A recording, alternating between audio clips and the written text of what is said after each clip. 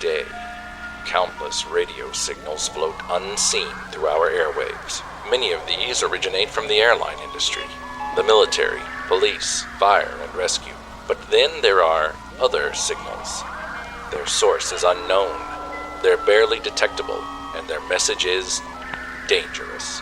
We give you rogue transmissions. Tonight's drama, The 13th Hour, starring J.T. Hosek and M.J. McAdams. It doesn't sound as if the door's ever been opened. Good solid locks, though. More than we ever had in Austin. Plus a deadbolt, and a chain, and a heavy latch. Don't forget about the heavy padlock on the outside. I'm wondering if this neighborhood is as safe as Mr. and Mrs. Fukuda led us to believe. Babe, in this market, beggars can't be choosers. Looks like the Fukudas left some furniture behind. At least we'll have a love seat to sleep on while we wait for the movers to arrive. I think I'll stick with the air mattress. I can't believe they left us high and dry like this. We've always had such good luck with Del Rey movers. I don't know how we'll manage. I swear to God, I've got to be at work on Monday morning. Hey, Calvin, look at this. I haven't seen one of these in a dog's age. What'd you find? An old iPod. Jesus, this looks ancient. That's got to be a first-generation model. It even has a little portable speaker attached. Still works. Wonder if there are any songs on it. Oh, give thanks unto the Lord, for he is good, because his mercy endureth forever. Alright, that's enough. You can switch it off now. I can't.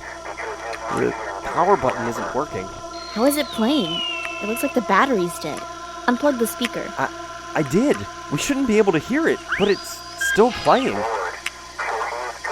We all know Friday the 13th is considered an unlucky day, but where did the superstition of this date originate from? Well, I'm Paige, the host of Reverie True Crime, and we're going to dive into why this day is deemed ill-omened.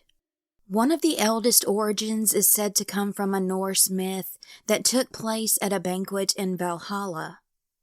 There were 12 gods at this dinner, but one god, named Loki, was not invited. Not getting an invite was not going to stop him.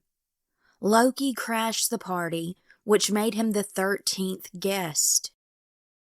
Loki, the god of mischief, tricked one god, Hodder, who was blind, into shooting another god, Balder, with a mistletoe-tipped arrow. Balder was Hodder's brother, and the god of light, joy, and goodness. Historian Donald Dossey declared, quote, "Balder died and the whole earth got dark. The whole earth mourned. It was a bad, unlucky day." Some Christians believe the number 13 to be unlucky because there were 13 people in the upper room during Jesus' Last Supper on Holy Thursday, which fell on the 13th day of the month. This was also the night before Jesus was crucified on Good Friday. This sparked a superstition that having 13 guests at a table is a bad sign that someone will soon die. Friday is rumored to be the day Eve bestowed upon Adam the ill-fated apple from the tree of knowledge, and the day Cain murdered his brother Abel. There was also a play that took place in France in 1834, where a character said, quote, "I was born on a Friday, December 13th, 1813, from which come all my misfortunes." Gioacchino Rossini, an Italian composer, took his last breath on November 13th, a Friday. It was said that he, among many Italians, were certain that Fridays were indeed an unlucky day, and the 13th an unlucky number. Thomas W. Lawson wrote a prevalent novel in 1907. The name of the book? Friday the 13th. This story captivated the masses. It was about a broker who used the superstitions around the 13th of Friday to purposefully crash the stock market. Then, of course, we have the slasher horror film Friday the 13th that premiered in the 1980s. In 2003, The Da Vinci Code made its debut. The movie highlighted the capture and arrests of hundreds of members of the Knights Templar on October the 13th, 1307, which was a Friday. The fear of Friday the 13th is so real, millions of people have a true phobia of it, called friggatriscae dicophobia, or parascavide cataraiophobia.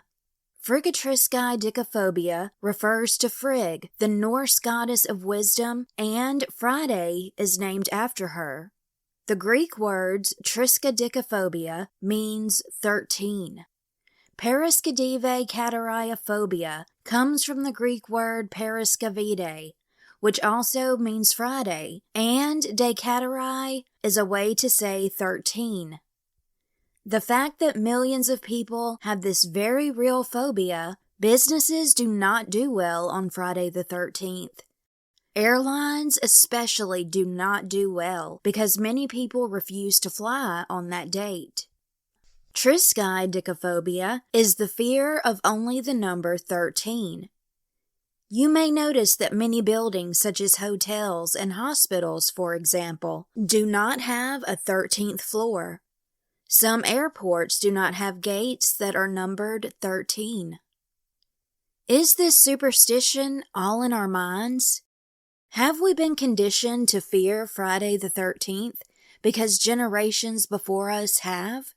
Do we manifest bad things to happen to us on Friday the 13th because we think about it, putting negative thoughts into the universe?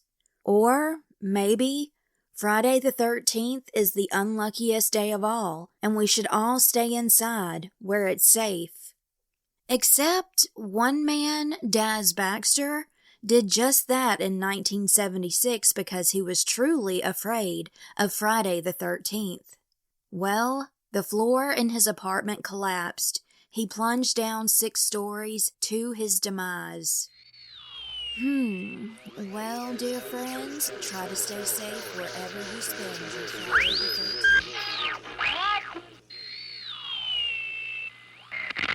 13th. That was weird. Shh! Listen. There's a voice hidden in the static.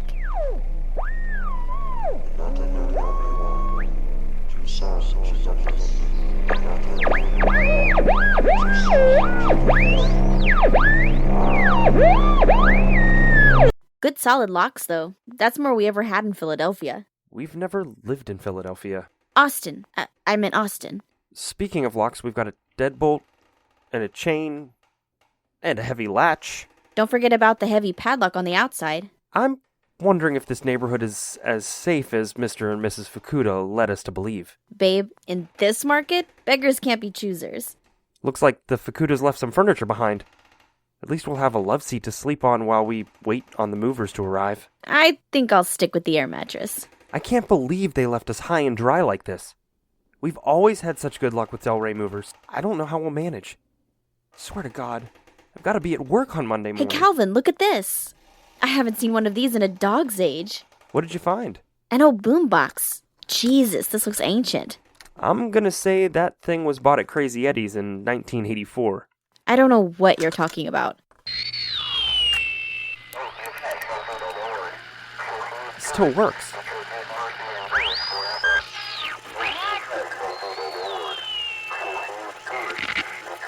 All right, that's enough. You can switch it off now.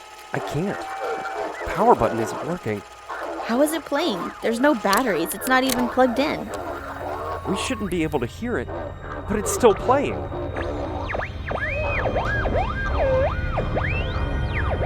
Welcome to Brew Crime, the show where we drink brews and talk about crime, conspiracy, or whatever catches our attention. I am JT, and I'm here with...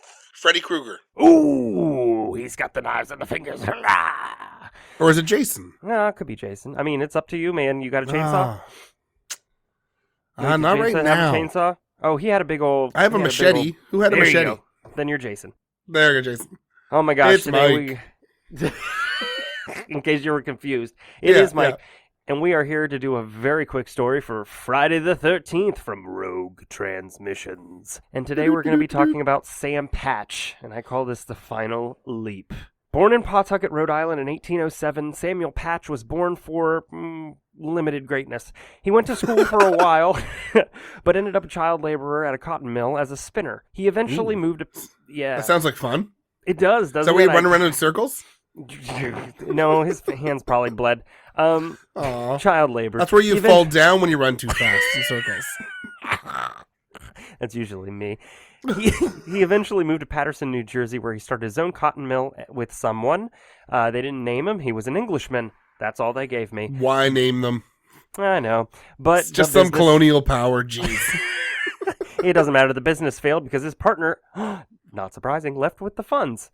Ooh. So Patch did the next best thing. He began to jump for purses of money. Jump what, you say? Well, jump over waterfalls, of course. Oh. What did you think I was going to say? I don't know. The show doesn't deal in hurdlers. So, September 30th, 1827, at the age of 20, Patch jumped in front of a crowd that had initially gathered to watch a pre-constructed bridge be placed over the Passaic Falls. That was entertainment those days, and to be honest with you, these days, I'd probably pick that over what else is offered. True. But you'd want 15 different views of that same thing. Yeah. So he dodged the constable, because we had constables then. He jumped 80 feet into the water and the crowd cheered. And during that feat, Patch was just in an undershirt and underwear. Not very ladylike Samuel Patch. An onlooker wrote, he took a couple of small stones in his hand and went to the brink of the cliff and dropped them off one after the other, and watched where they struck the water down below. Then he walked back a few yards, turned, and took a little run to the brink of the cliff, and jumped off, clearing the rocks about 10 feet. He went down feet first, but with his body inclining considerably to one side, and in this shape he struck the water and disappeared. A few seconds later, his head bobbed up at the point downstream, and he began paddling for the shore. The crowd gave him a big cheer. At least he didn't get stoned there. Dang! Depends on which stoned. He did it 3 more times at the falls, and he got popular.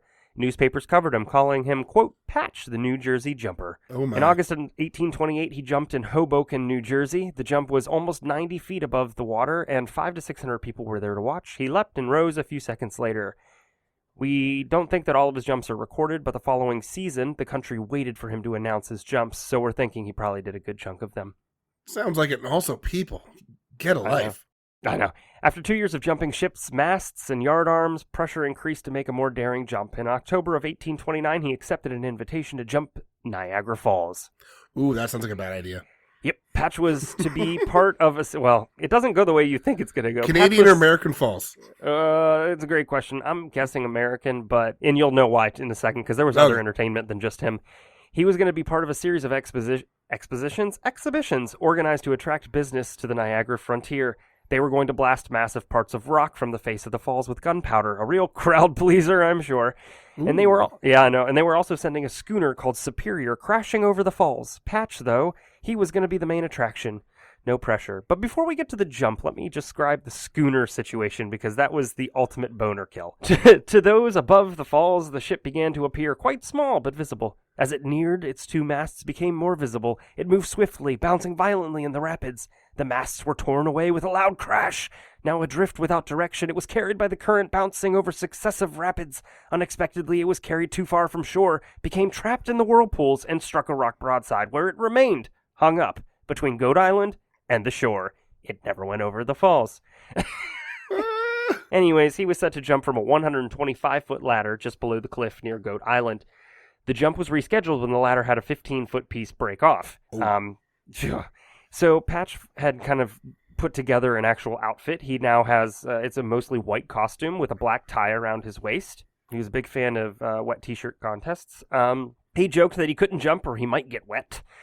Ha ha, ha ha, ha ha. I did laugh out loud when I read it, because that's my kind of a joke. He jumped. A boat was waiting there to pick him up, but Sam was tricksy. He slipped unseen by the boatmen and crowd and swam to shore. He was finally spotted and the crowds erupted in a cheer. So he made it. But he wasn't happy with the crowd size, so he decided he was going to do the same thing the next day. Oh, of course. And he did. And he made it. And so, this is the funny part. At some point between jumps, or on the way from Niagara Falls to where he was headed next, and I'll explain that in a second, he found a, quote, begging pet bear in Buffalo. I don't know what this means, but the bear was advertised to jump with him in Rochester, New York at High Falls. This is where he was headed next. And when I explain what he did to the bear, you will find out that the bear didn't jump with him. Okay, so on Friday, November 6th at 2 p.m., Patch stood at the falls. He was standing on a rock ledge. He took the bear by the collar and just pushed it over into choppy water. It's a serious WTF moment. The bear struggled, made it to shore, then Patch leapt after the bear. If I was that bear, I'd be swimming to wherever he lands in the water. Right? He looks like a fish. Patch, well, he didn't think enough money was raised, despite 6,000 to 8,000 people watching him, so he decided he was going to jump a second time on the following Friday the 13th of November, 1829. It was cold and damp. It was cold and damp, but the roads were crowded, and people moved amongst the massive audience collecting coins for Patch. Patch climbed the pole and looked over the crowd. He took a drink to cut through the cold of November. A drink before we go diving. He turned to the audience and he said, Napoleon was a great man and a great general. He conquered armies and he conquered nations, but he couldn't jump the Genesee Falls. Wellington was a great man and a great soldier. He conquered armies and he conquered nations and he conquered Napoleon, but he couldn't jump the Genesee Falls. That was left for me to do, and I can do it well.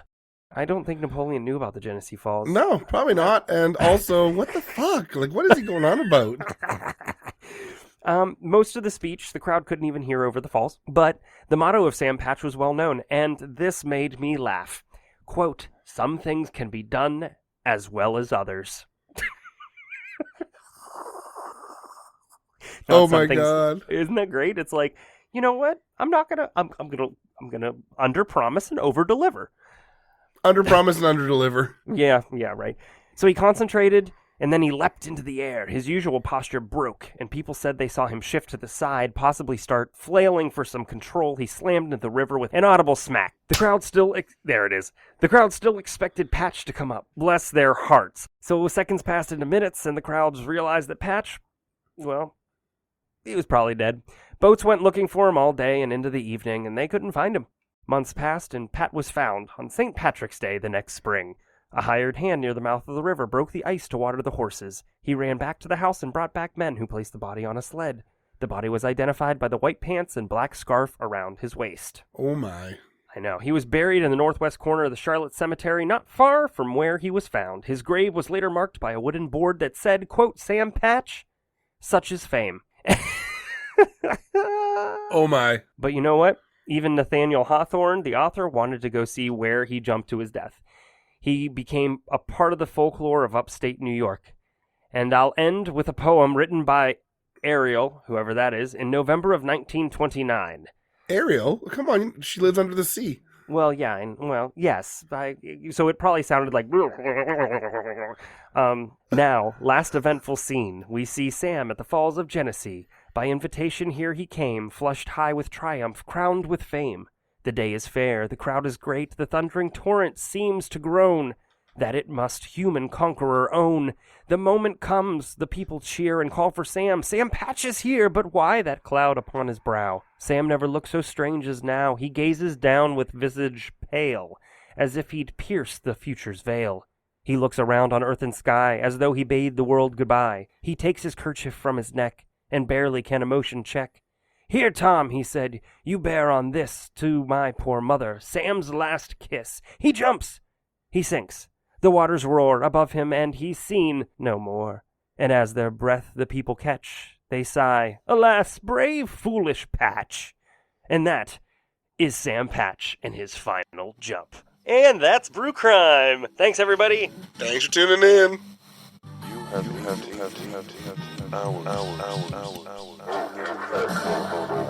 You are listening to Curious Cat, the podcast that examines the shadowy space where science and the supernatural collide. And I'm your host, Jennifer Holtz. Join me every week as I examine what it means to be a soul in a meat suit. Welcome to Curious Cat.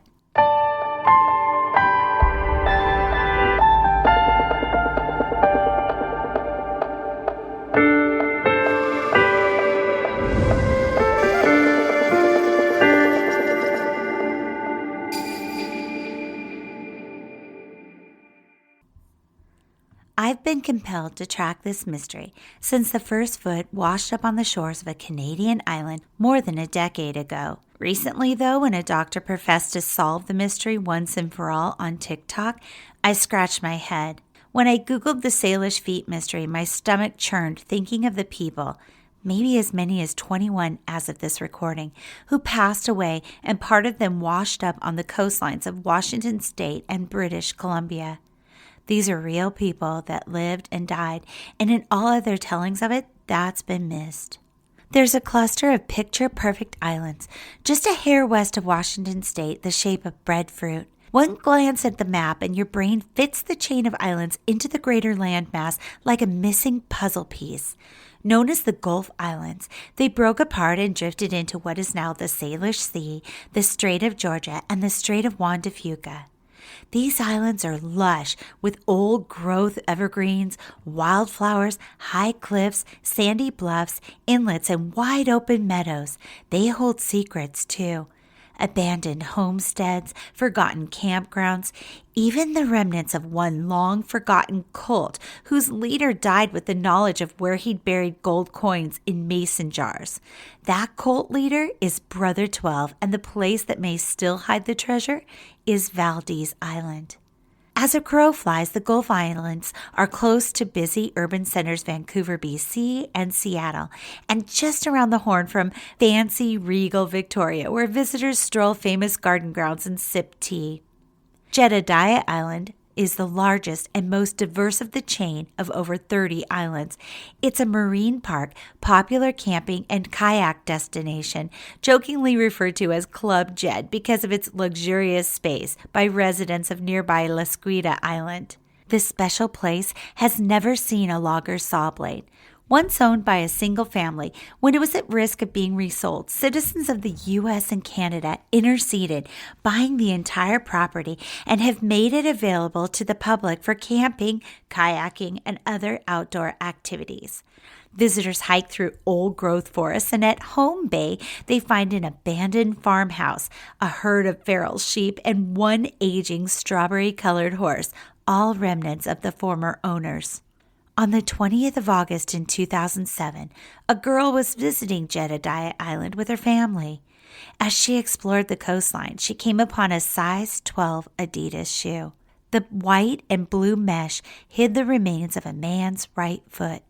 Most likely manufactured in India 4 years prior, the foot inside was badly decayed, but forensic experts were able to attain a valuable DNA sample.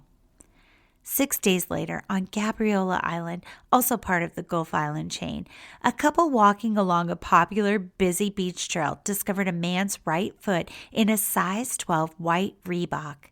The shoe was waterlogged. Experts believe it was taken ashore by an animal and believe it might have come from the south. They were able to collect DNA from this foot. This is the second size 12 men's shoe found. The average height for a man, curiously, wearing this shoe size is 6 foot 2 inches, where the average male height in general is 5 foot 10 inches. February 8th, 2008, Valdez Island, British Columbia, Canada. Found by 2 forest workers, this shoe is a Nike men's 11. This is the third foot found on the Gulf Islands, so it's no surprise this story is picked up by the Toronto Star newspaper. At this point, the speculation begins about there being a serial killer or a drug dealer doing the killing. Other theories include boating accidents, an old plane crash hoax, or the 2004 tsunami. Traceable DNA is also gathered from this foot. Investigators tested the DNA of the first 2 feet and compared it, but found no matches. The article says the fact that there are 3 very similar sets of remains uncovered from one particular waterway is not something we've seen before, said Chief Coroner Jeff Dolan in the Star article. We're not ruling anything out at this point. Constable Annie Lintow of the RCMP said investigators are also going through missing persons reports to see if there's any match. She said police don't know yet what connection there is between the feet or whether they're investigating 3 separate homicides. May 22nd, 2008, a woman's New Balance size 7 shoe is found on Kirkland Island by a man walking the shoreline. This is the first female. The remains inside the blue and white sneaker were thought to have washed down the Fraser River. They collected DNA and the foot was later identified as those of a woman missing, been suffering from depression. June 16, 2008, a man's left foot was found by 2 hikers floating in Delta on Weston Island, British Columbia. It's the first left foot found, and the DNA matches foot number 3, which leads to the identification of the man whose family members say was suffering from depression. Later that same month, a hoax foot is found. Tricksters found an animal paw in a sock stuffed into a running shoe with sea kelp. August 1st, 2008, a little shy of a year after the first foot was discovered, foot number 6 is found by a camper on a beach near Pisht, Washington. It's the first to wash ashore in Washington state and was only 16 kilometers from the international border in the Strait of Juan de Fuca. Testing confirmed the foot was human. The large blacktop size 11 athletic shoe contained a right foot. Investigators in Washington and Canada agreed the foot could have been carried south from Canadian waters. All told, 21 feet have washed ashore, and only a handful have had their identities found. One doctor, though, on TikTok professed in a video to have solved the mystery of the feet washing up on the shores. He says the advent of padded running shoes explains everything. The padding protects the remains from predators, and it's buoyant, so the shoes become a life raft of sorts. They can travel many miles, stay afloat long enough to be washed up on a beach. His theory makes sense, but still doesn't explain everything. What happened to the rest of their body? Why are some with trace DNA never linked back to a missing person? And if his theory that this is the new norm holds, then why has there been a gap in years between discoveries? And why no feet in the last 4 years? I think the case is still dripping with mystery, don't you? Thanks for listening to Curious Cat. Be sure to subscribe so you never miss an episode. Until next time, stay curious. I love you.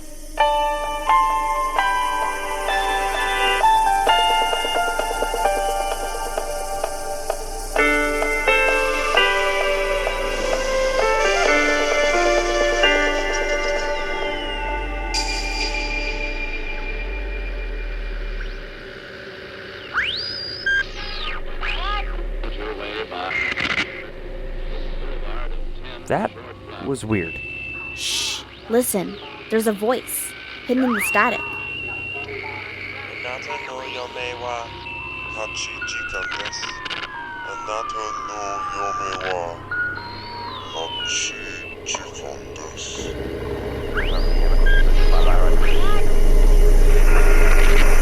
I think I'll stick with the air mattress. I can't believe they left us high and dry like this. We've always had such good luck with Del Rey movers. I don't know how we'll manage. I swear to God, I've got to be at work on Monday morning. Hey, Calvin, look at this. I haven't seen one of these in a dog's age. What'd you find? An old transistor radio. Jesus, this thing looks ancient. I bet Grandma chewed a rug listening to this thing on the beach at Coney Island. I think you mean cut a rug. I wonder if it'll pick up anything. Still works.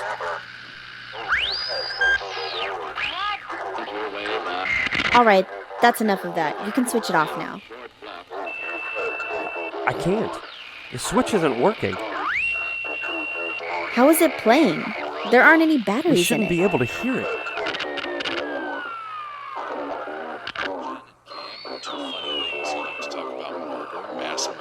Suicide, serial killers, spree killers, thrill killers, contract killings, honor killings, and a whole lot of other too heinous for me to list here. If you're disturbed by this sort of content, you may want to listen to something else. And if you're a child trying to listen to our true crime podcast, well, you better ask your mama.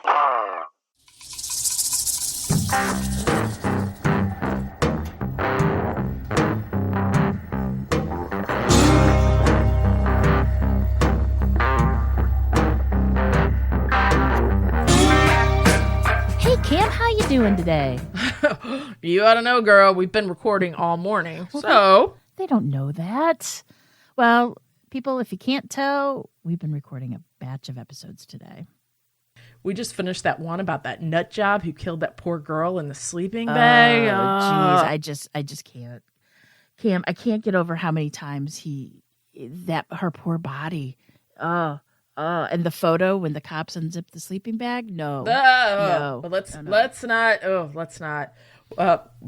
talk about that right now. Jennifer, don't you have another case for us today? I do, and this one is a bit odd. I mean, there's some true crime elements to this, as well as some elements that put this case into the paranormal territory. Ooh. So you ready to get into it? Let's go. Calvin and Samantha Gravely were newlyweds. Calvin grew up as an Army brat whose family moved from base to base all over the globe, depending on where his father was stationed. He'd lived all over the United States as well as Japan, Germany, Italy, you name it. Yeah, I know people like that. That's a really hard way to raise a family. It's tough. It's hard on the kids. Calvin was eager to strike out on his own. After earning a degree in computer science from Virginia Tech, he got a job at an IT firm in Richmond, Virginia, where he met his future wife, Samantha Lazaria, or Sam, as all of his friends would call her. She was a yoga instructor from Austin, Texas. After earning her various certifications, she took a year to travel across the country in a conversion van before settling in Baltimore, where she got to work as a yoga instructor, specializing in, and excuse me for these pronunciations, Vinyasan, Kundalini, Janana, Savanando, and Jivamuni. Jivamukhi. These are all various styles of yoga. Who knew there were so many? This is an Octoberpod script, yes, isn't it? Yes. Edward loves to slip these $10 words into his scripts to trip me up. I mean, I will never forgive him for I still have problems saying anthropomorphic, and don't even get me started on the fugue. Is it not fugue? Fugue. It's fugue. Fugue, dear. Fugue. So I apologize to any yoga enthusiast out there who may be offended on my pronunciation of any of those words. But if you know me, you know me. Sam worked in Baltimore for a while before she decided to open up her own studio in Richmond, Virginia. And this is where she would meet Calvin. It was a perfect love affair. Until it wasn't. Dun, dun, dun. You see, Calvin and Sam didn't know You see, Cam, what Sam didn't know was that Calvin had just broken up with his ex. Calvin's ex-girlfriend was Rachel Fukuda, and she was an extremely jealous woman. And after their 16-month relationship ended, she began a campaign of stalking and terrorizing Calvin and his soon-to-be wife the moment the two started dating. She did everything in the stalker ex-girlfriend playbook, including keying Calvin's car, making threatening calls to his employer, and trying to scare business away from Sam's newly opened yoga studio, which, spoiler alert, she was successful, and Sam had to close down the business that she worked so hard to build. Despite all this, Calvin and Sam were still married on October 2nd, 2022, in a small ceremony, and it seemed that their stalker nightmare had just run its course. But then, on the morning of December 1st, 2022, Calvin and his new bride woke up. 2022nd? Yeah. 2022nd? Yep. You don't know 2022nd? It's my favorite year. Well, I'm starting to think, did I that right? Like, it was making sense for a second. Just kind of stroking out in a minute. Okay. Okay. But then, on the morning of December 1st, 2022, Calvin and his new bride woke up to find 13 stray cats. And warning here, the 13 stray cats were crucified on their front lawn. What do you mean crucified? Well, I couldn't find a lot of detail on this, and honestly, I don't really want to go into it much. But from what I gather, the cats were killed, probably drowned or poisoned. And then, you know how you can get those little lawn stakes at Home Depot? Mm-mm. Yeah, she hammered those along with the cats in the those lawn. Poor baby kitties. I know. She's horrible. Now, it didn't take long to figure out who they suspected of this heinous, heinous act. And they filed a police report and tried to obtain a restraining order against Mrs. Fukuda. But the problem was, Cam, that no one could locate her.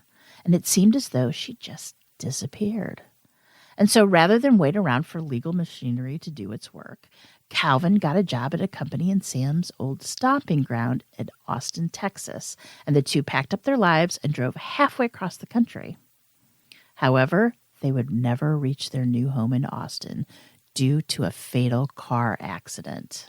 Yeah, let me guess. It wasn't really an accident. We'll get there. Hold on. On the morning of Friday, January 13th, 2023. Hey, that's today. The couple's Subaru Outback struck an object in the road in the infamous Fancy Gap section of I-77 in North Carolina. Hold on. The car careened through a guardrail on the interstate and fell down a steep embankment. I don't exactly know how steep it was, but the car crashed, killing both the driver and the passenger.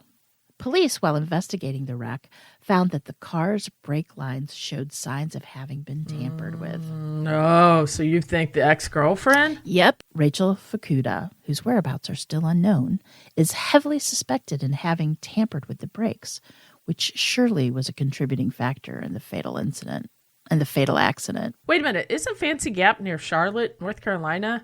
So, do you drive through Charlotte to get from Virginia to Texas? Good point. I looked it up on Google Maps, and you're right. That's not the most logical path for them to take. And so now this is where it really gets weird. Later throughout the day, police will discover other similar wrecks involving Subaru Outbacks. 13 of them to be exact, all in different locations, all over the United States, and all of them involved severed brake lines. All of them contain the dead bodies of Calvin and Samantha Gravely. Ugh. So obviously Calvin and Sam are dead, but they just don't know it? That's right, and Calvin doesn't even know Sam's secret, the one medical examiners discovered. Oh, and Sam and Calvin are standing in a haunted house listening to us right now. Oh, hey guys! It'll be interesting to see what happens when they finally get to the box and open it. The one Mr. and Mrs. Fukuda left for them? Yep, that's the one. But they're not the only ones out of time, because this is the end of our segment. Okay. Until next week, remember, lock your doors. And keep passing by those open windows. Bye-bye. Love ya.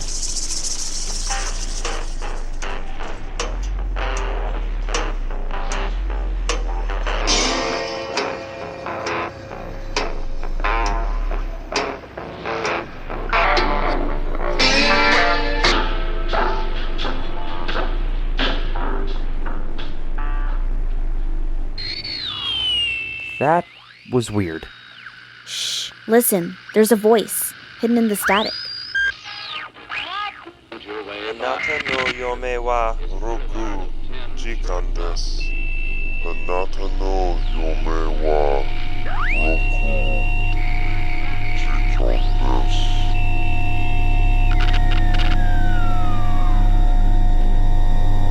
This is all wrong. This isn't the Fukuda's house.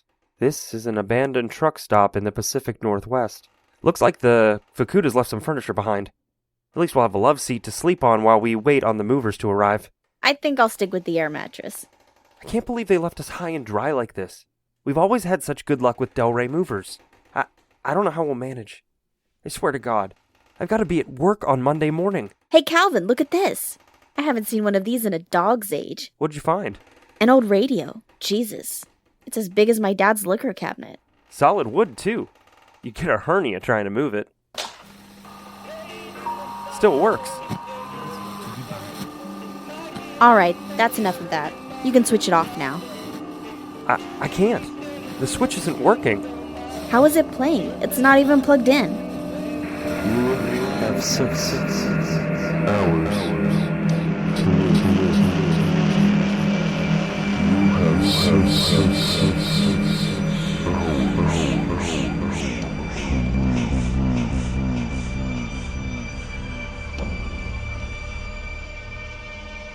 Most of us are familiar with the tragic tale of Jason Voorhees, the main star of the Friday the 13th movies. If you're not, let me fill you in. When he was just 11 years old, Jason attended camp for the summer, which was run by a bunch of horny, drunk, irresponsible teenagers who were too preoccupied with hooking up to really take care of the campers in their charge. Jason would be treated horribly by both the counselors and campers at Camp Crystal Lake because he had physical deformities and he was mentally delayed. As a result of pure negligence, Jason would drown in a tragic accident at the lake, or at least that's what is believed to have happened. His mother would enact her revenge through a bloody killing spree through the camp while Jason watched, inspiring him to become his own serial killer. All of this would play out on the big screen for us horror fanatics to watch, believing that it was too far-fetched or too crazy to ever happen in real life. That is, until the Lake Bottom murders of Finland, which many people believed reminded them of what happened at Lake Crystal. In June of 1960, 4 teenagers decided to go on a couple's camping trip.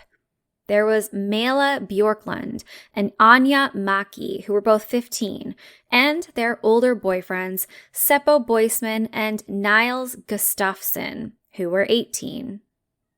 As you can imagine, the teens were excited to have a weekend away from the prying eyes of their parents so that they could do what young people do: drink, party, and hook up.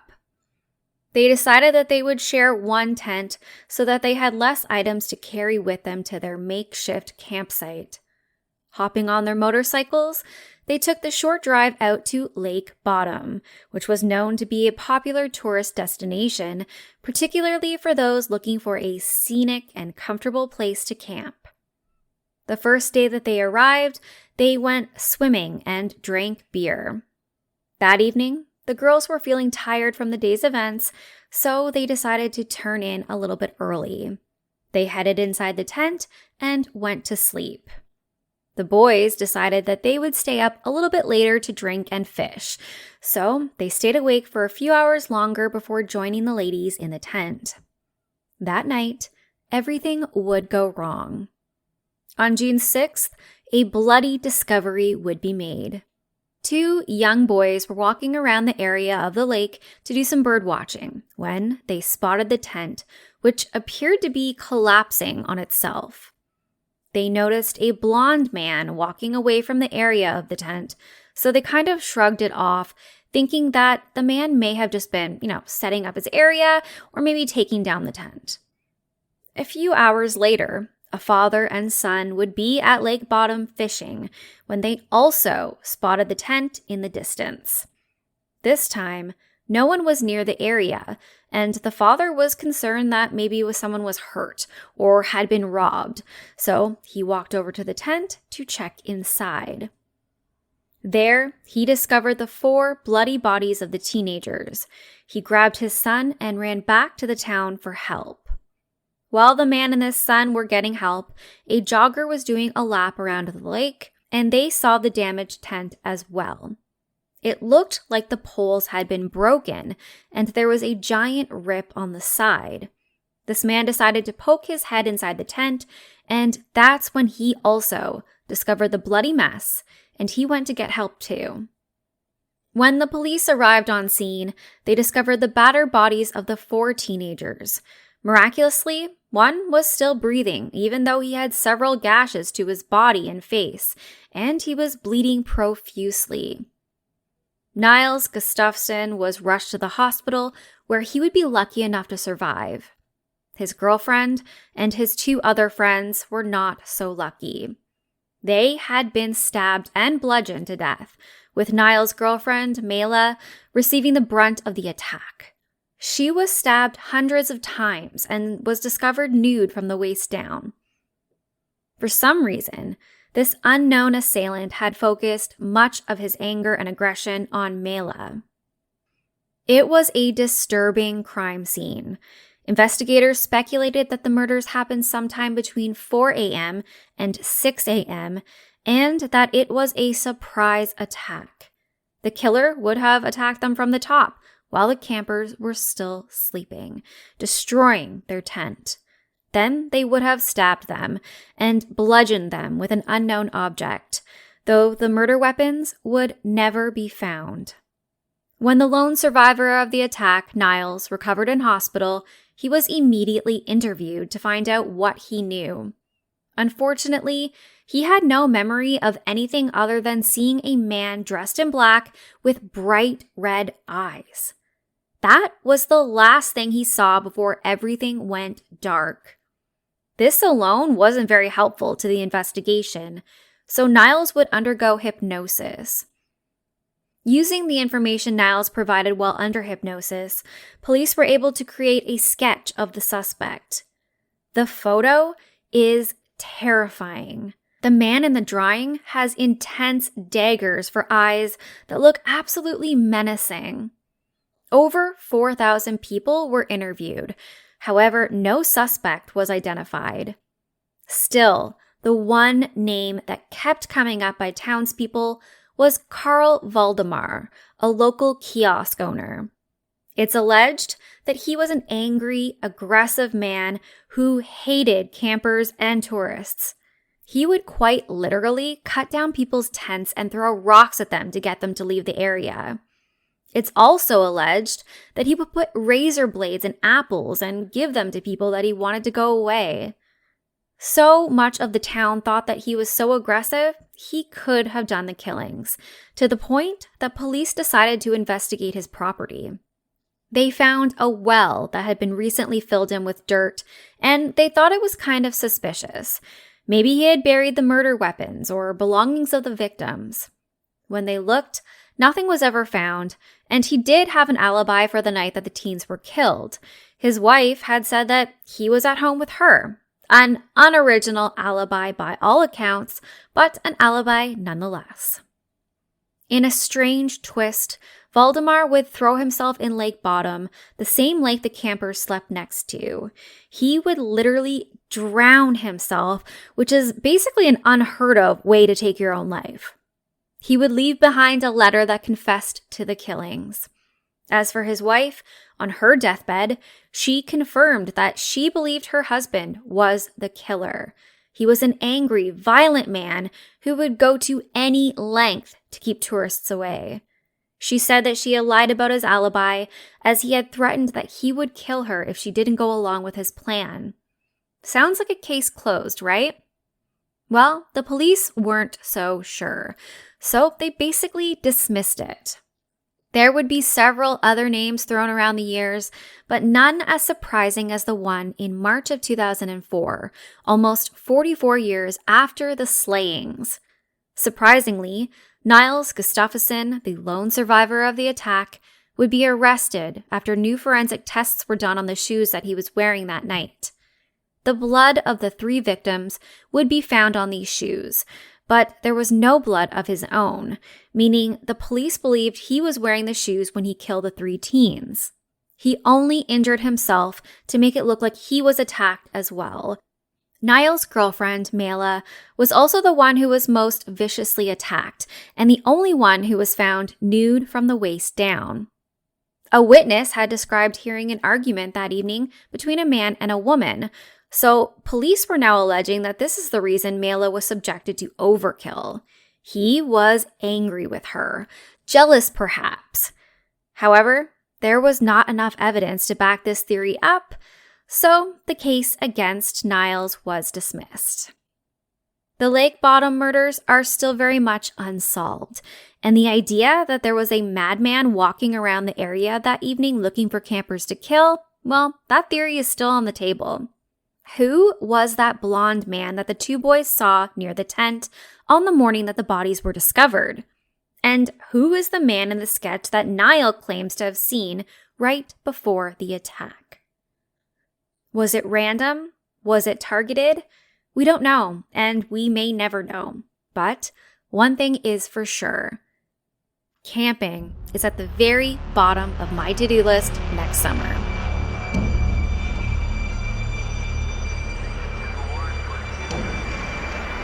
Distance, welcome to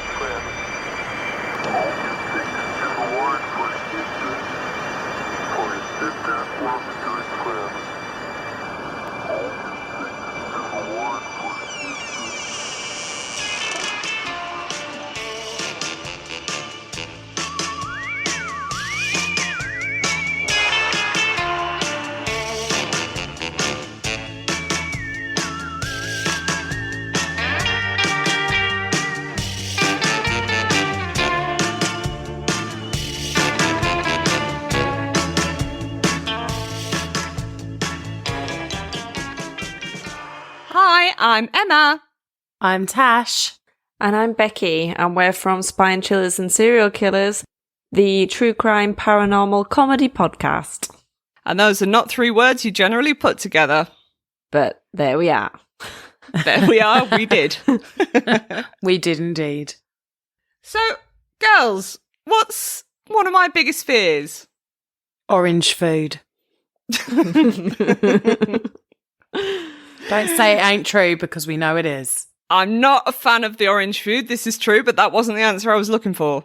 Actual fear would probably be flying. Yes. Yeah. Flying. And I know that seems crazy because, like, who doesn't fly these days, right?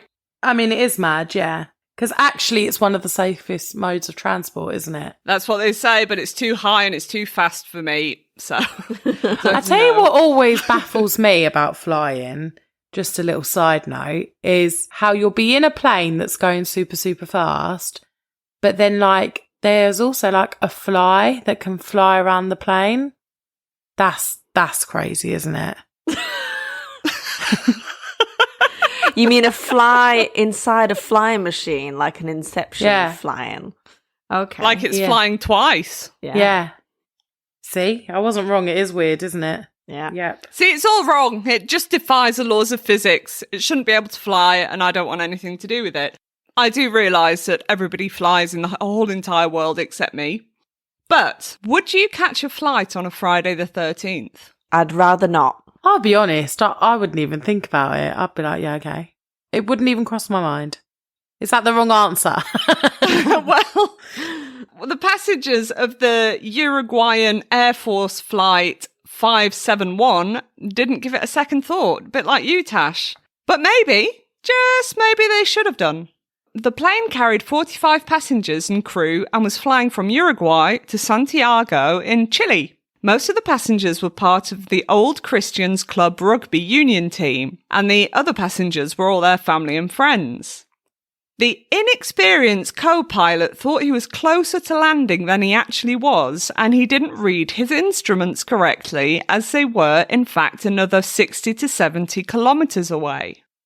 But isn't that one of those, you have one job to fly the plane and land it? Yeah, he just had the one job. Okay. But he didn't look at his instruments and he began to descend, resulting in the plane crashing into a mountain in the Andes on Friday the 13th in 1972. Wow, I can see how he did that. Runways and mountains are very similar. Yeah, didn't have the same result, sadly. Oh. 3 crew members and 9 passengers died immediately, leaving several more severely wounded. Apparently the search planes flew over their location many times, but they couldn't see the white plane against the snow. Oh yeah, that is unfortunate.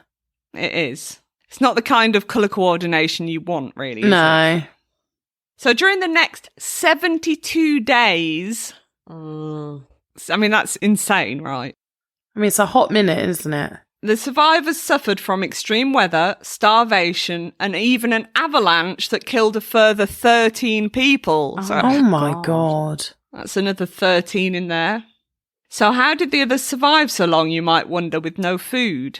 Well... Oh. No. I know what you're going to say. They had to resort to cannibalism. And using pieces of broken glass from the crash, they sliced into the buttocks of their deceased friends and family, and when the meat was gone, they resorted to eating skin, hearts, lungs, and even brains. You shouldn't eat brains. Shouldn't you? No, not other human brains. You can get a disease from it. But anyway, I can go into that at another time. But they did. That's what they did. Ah. Oh dear. Eventually, 2 men set off on the impossible task to try and find help after hearing over the plane's radio. So after what I gathered, the plane's radio, they were still receiving messages, but they couldn't send any out. So they heard over the plane's radio that all the searches had been called off. Oh, no. Oh, heartbreaking. Yeah. So these 2 guys were like, right, we're the strongest, we'll go and try and find some help. And it was an intense climb down this mountain. But eventually they found a farmer who got them help and they rescued all 16 survivors. Oh, yes. Brilliant. 16 survivors out of 45. I'm going to say don't fly on Friday the 13th. Yeah, maybe not. No, Maybe not. That was horrible. Thank you. Well, as always, it's always a pleasure. Bex, why don't you cheer us up with a bit of murder? I think I'll be doing a few things, but I won't be cheering you up. But oh, damn! I'm still waiting for this happy murder. Never get it. No. Never get it. Maybe one day. The story revolves around a girl called Brittany Kilgore. That's an unfortunate last name. Yeah, it's mad, isn't it? Oh, I didn't even realise when I was doing my notes. I only refer to her as Brittany after this. In April 2002, she was just getting divorced from her husband of 2 years, who was called Corey, who was in the army and he was at the time deployed in Afghanistan. So she was packing up her things to move back to Missouri to be with her friends and family. And as you guys know, because you've all moved houses before, moving house sucks. It sucks balls. Yeah. So hard. Yeah. It is apparently one of the most stressful things a human being can go through. Yeah. I concur. I've moved so much. It's horrendous. Yeah. And also, well, depending on it, obviously it's an individual thing, but when you need to move the big stuff, you can need a little bit of muscle. Some friends come in to help with that. Yeah. Brittany knew a guy called Louis Ray Perez, who she met by chance when she was out with a friend. And so she thought, hey, maybe he'll help me move. So she sent him a text and asked him if he would do. And he said, hey, well, sure, if you want, we can go out and talk about it. I've been invited to a dinner cruise and my girlfriend can't come because she's pregnant and doesn't feel up to it. If you come out with me, we'll talk about it and then I'll come and help you the next day. Brittany thought that was a little bit weird, so she declined his offer and didn't really know him that much. Also, leaving your pregnant girlfriend at home to go on a dinner cruise. I think that's why she declined.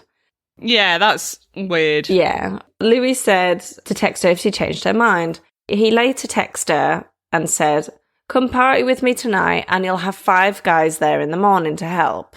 Brittany thought on it and decided to change her mind. She really needed the help. On Friday the 13th of April 2002, Brittany borrowed a purple evening gown from a friend and set out on a night out with Louis. He told her to be ready by 7:30, but what Brittany didn't know at the time was that the cruise left at 7, and Louis obviously didn't have tickets.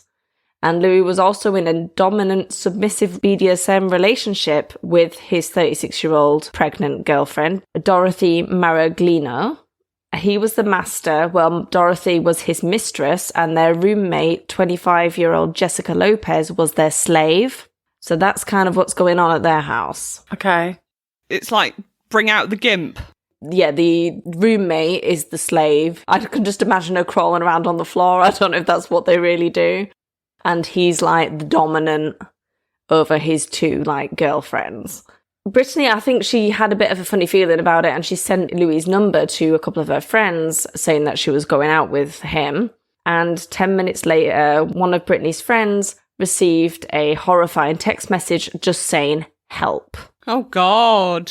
And from then, Brittany's friends texted her back saying, what's going on? Tried to call, she didn't answer.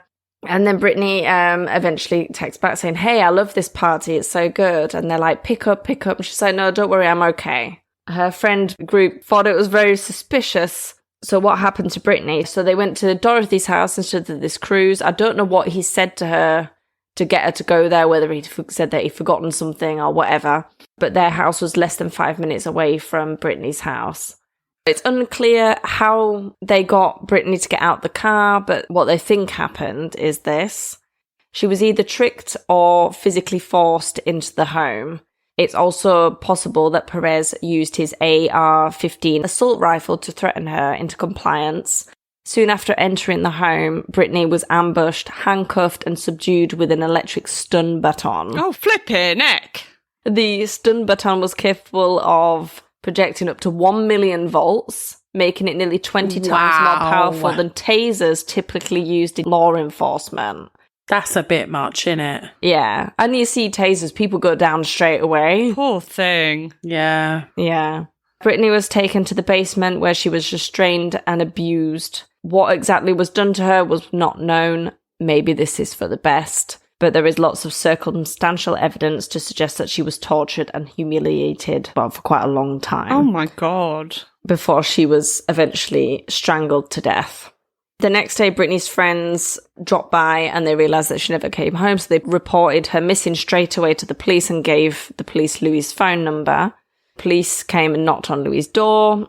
They saw his car was like full of mud. They discovered a stolen assault rifle in his vehicle. Jessica, the slave, drove to a local hotel where she attempted to commit suicide after writing a confession letter admitting to killing Brittany, saying that she acted alone and provided grim details of the torture that Brittany endured. And then she would eventually lead the authorities to her remains at Skinner Lake. Brittany was nude, her body had been doused in bleach. She had ligature marks on her wrists and ankles, and taser marks on her face and neck. There was also a number of post-mortem cuts that appeared to have been made with an electric saw, as if they had tried to dismember her body before giving up. Awful. Yeah. Poor girl. Yeah. The cause of death was strangulation with such force that it actually fractured her neck. Oh my God. They're animals. Just animals. I know, absolutely. Police were straight on Dorothy and Louis' home, so they found rolls of plastic, a saw blade. A second search of Louis' car located a plastic bag, gloves, the stun baton, which had Brittany's blood and hair on it. Ropes, knives, cleaning products that were purchased the day after the murder, all found in Dorothy's truck as well. So, also recovered were several journal entries written by Dorothy and Jessica detailing their plans to commit a BDSM kidnap fantasy. They wrote about their desire to torture, kill, and dismember someone they hated. As sexual sadists, they found pleasure in inflicting pain and suffering on others. In 2016, Louis, Dorothy, and Jessica were all convicted of first-degree murder, kidnapping, torture, and attempted sexual battery by restraint. All three were ultimately sentenced to life in prison without the possibility of parole. Good. So, they're where they belong. Yeah. And they can bloody stay there. Poor girl. That's awful. Awful. She just wanted a bit of help moving her boxes. Exactly. He just preyed on the fact that she needed help to put her in that position. Awful. Poor love. There we are. That's my story, I'm afraid. Yeah. Well, hopefully I can lighten the mood in some way. In 2010, a 13-year-old boy was struck by lightning on the 13th. What's more, when the first responders began treating him, they noted the time of 1:13, which is 13:13 military time. If the team would have known what his day was going to be like, he probably would have spent Friday the 13th at home instead of going to the Lowestoft Seafront Air Festival where the accident took place. Despite his rather unlucky day, he did have some good luck as well. He only suffered minor burns and wound up making a full recovery. Oh, good. That's a happy end. Yeah. Well, you know, as much as being struck by lightning could be happy, it had a happy end. Can you imagine that, though? Exactly. 13-year-old lad, struck by lightning, Friday the 13th at 13:13. Mental. That's mad, isn't it? What are the odds of that? I'd say 13 to 1. Comedy girl. I don't know how odds work, but let's roll with that. Anyway, let's wrap it up.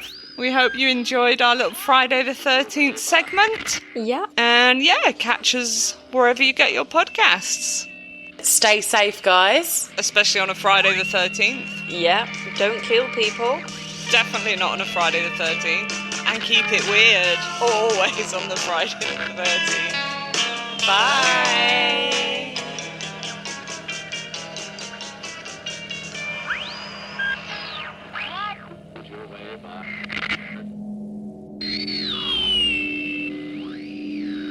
That was weird. Shh. Listen, there's a voice hidden in the static. Anata no yome wa ichikan Son Shuha Udes. You have won 1 hour. 38 minutes to live. You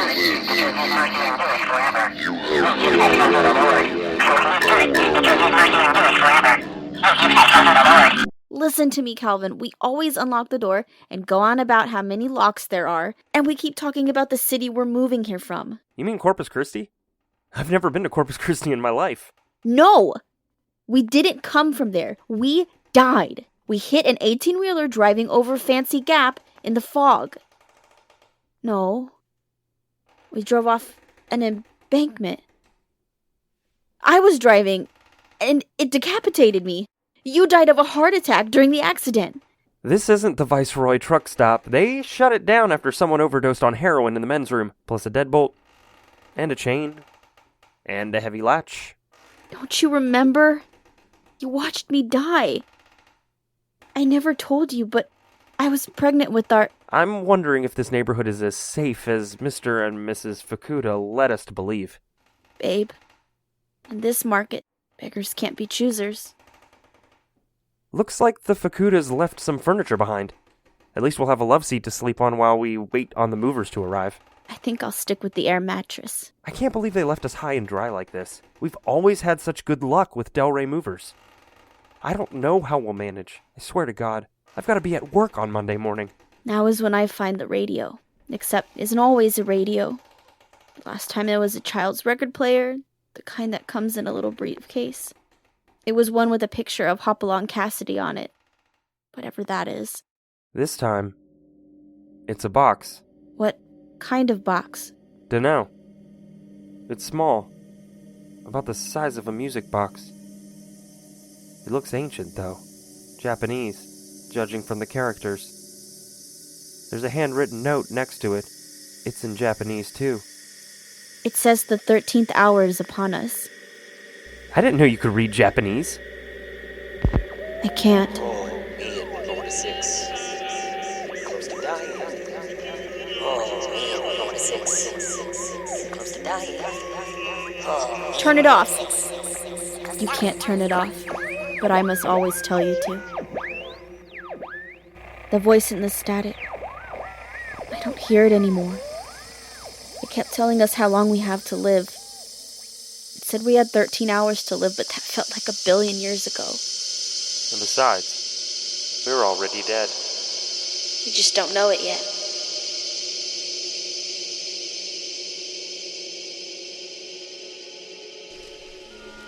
You have been listening to Rogue Transmissions, Friday the 13th.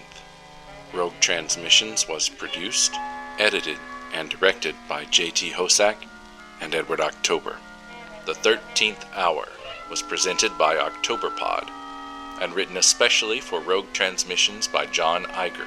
It starred M.J. McAdams and J.T. Hosack, with special guest stars Jen and Cam, hosts of Our True Crime Podcast. Original song, Nighttime Right Time, written and performed by Chris McCready. You can watch Octoberpod home video on YouTube, or listen to Octoberpod AM wherever you get podcasts. Find Octoberpod on the World Wide Web at octoberpodvhs.com. The Origins of Friday the 13th was presented by Reverie True Crime Podcast, hosted by Paige Elmore. You can find Reverie True Crime at Reverie Crime Pod, that's Reverie, on Twitter, the Reverie Podcast on Instagram, and on Facebook at Reverie Crime Podcast. Sam Patch, The Final Leap, was presented by the Brew Crime Podcast, hosted by Mike and JT. You can find them at brewcrime.com and on all social media platforms at Brew Crime. The Salish Feet Mystery was presented by the Curious Cat Podcast, hosted by novelist, podcaster Jennifer Holtz. You can find Curious Cat Podcast at Curious Cat Pod CA on Twitter, Curious Cat Podcast on Facebook, and on Buzzsprout at curiouscat.buzzsprout.com. The Lake Bottom Murders of Finland was presented by the Serial Napper Podcast, hosted by Nikki Young. You can find the Serial Napper at serial_napper on Twitter, Nikki Young Serial Napper on YouTube, Serial Napper on Facebook, and Serial Napper Nick, that's N-I-K, on TikTok. A plane crash, an S&M murder, and a lightning strike walk into a bar was presented by Spine Chillers and Serial Killers, a true crime, paranormal, comedy podcast hosted by Emma, Tash, and Becky. You can find Spine Chillers and Serial Killers at SCSK_podcast on Twitter, Spine Chillers and Serial Killers Podcast on Facebook, and SCSK_podcast on TikTok. You can listen to all of the Rogue transmissions featured here wherever you get your podcasts. If you enjoyed this transmission, kindly leave us a 5-star rating. And tell your friends about the wondrous things you heard. The man who spoke to you was Mr. Edward October.